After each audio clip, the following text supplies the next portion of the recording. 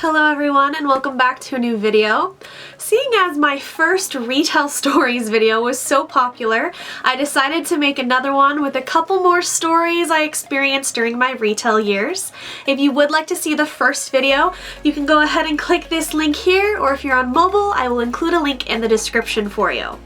So, 'tis the season for poor retail workers to have to deal with some crazy customers and crazy situations. So please keep in mind this holiday season while you are out shopping for presents to please be nice to the workers. I have a few more stories to share with you guys, so let's dive right in. So the first story is about a new hire. Now, new hires can be a little terrifying because not only do you have to train them and teach them everything about the store, there's also this little bit of a grace period where you have no idea if the new hire will actually be sticking with the job, or if they'll get fired, or if they'll quit randomly. There's always that weird in-between time.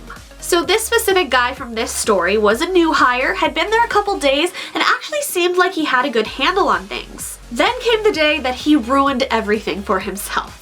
It was time for his 10-minute break, so the new hire went outside to take his 10 and enjoy his little moment of silence from the store. Well, 10 minutes go by, 20 minutes go by, 30 minutes go by, 40 freaking minutes go by, and he still is nowhere to be seen. My manager looks up his phone number, tries to call him, tries to text him, tries to do anything we can to figure out if this guy is alive or where the hell he went. So finally, after about an hour of being gone, the new hire walks in and acts like nothing's wrong. Now by this point, my boss is furious. This new hire has completely ruined the day, how we planned to do his training. Everything that had been planned out that day, specifically for this new hire, has kind of been ruined with him just disappearing for an hour. So the new guy walks in as if nothing's the matter, and my boss asked him, "Where the hell did you go? You took a 10-minute break and it's been over an hour." "Oh, I walked down to McDonald's to meet a buddy." Now I'll give you a little bit of reference for this story. The closest McDonald's was about 10 minutes walking distance away, so there was no way you could make it there and back on a 10-minute break.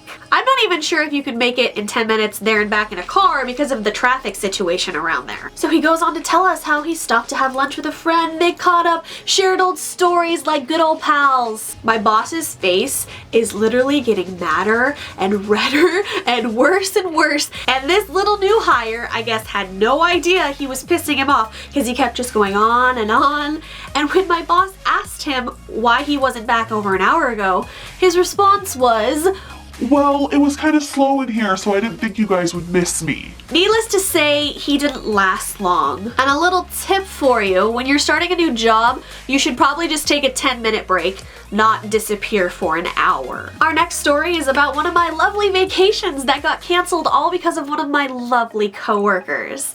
Now, I don't know how it works for every location, but a lot of the times when you put in for your time off, it can be approved, but then days before you're supposed to leave, it can be taken back. They might not say this happens, but trust me, it does happen. Nope, you ain't going nowhere.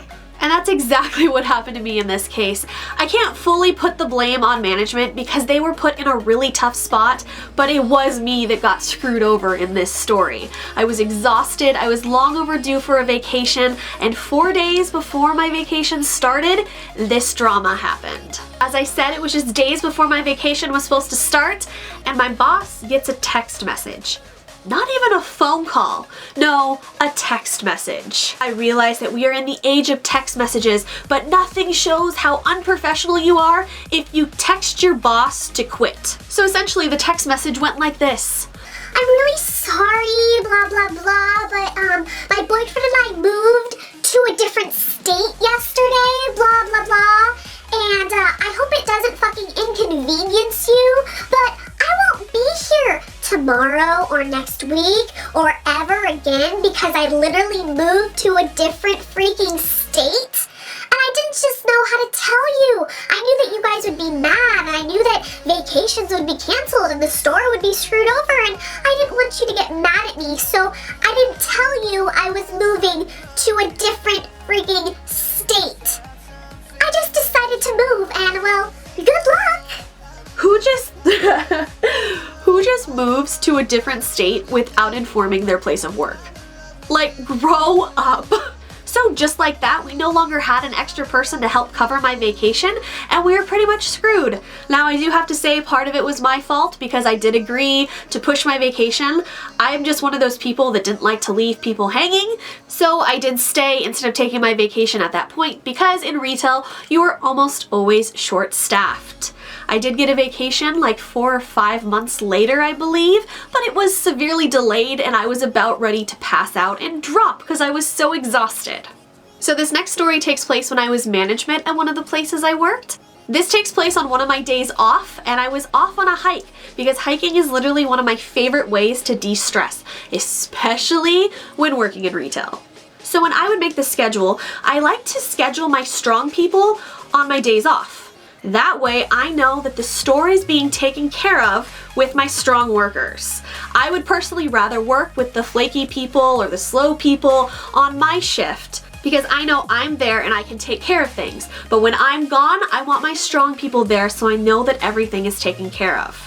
So most of the time during those stronger workers' shifts, I don't have to worry about anything. And I don't have to worry about being called 7 or 8 times like I did with the other people. But this instance was a little different, and I got a phone call on the top of a mountain during my hike. There had sadly been some sort of catastrophe happening at the store, and they called me to see what I wanted them to do. Which was okay, I understand that it was my job to tell them what to do. But God, when you're called every single day off, multiple times, oh, it's exhausting, I don't miss it. So anyway, they had a good reason to call me, but I'm literally like standing on the mountain, like, hello? Hello? Can you hear me? No, hello? No, don't do that. Hello? Hello? I can't. Don't have signal. Hello? Can you hear me? Text me? No? Is the place on fire? Is it burned down? Is everyone dead? Like...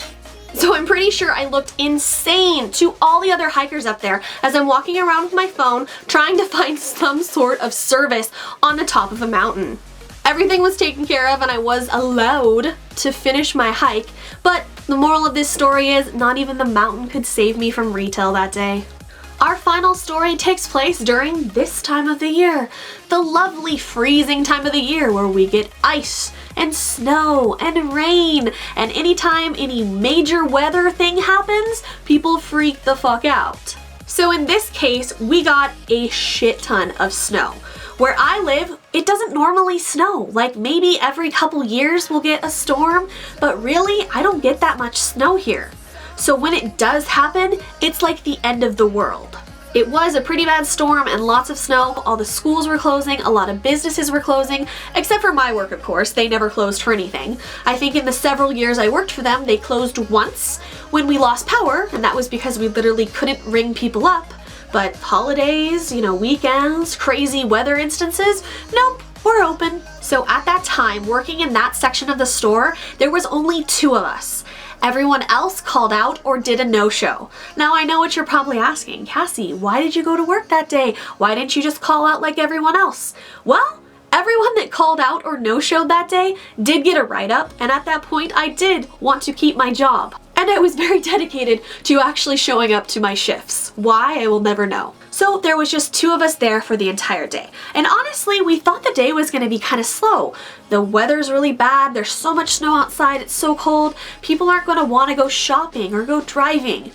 Boy, were we wrong. Unfortunately, this place was walking distance from several neighborhoods, and I guess everyone didn't want to stay inside that day because we were literally rushed from morning to finish. We had no time for breaks, no time for lunch. Anytime one of us would try to run to go to the bathroom, the other one would get slammed at the register.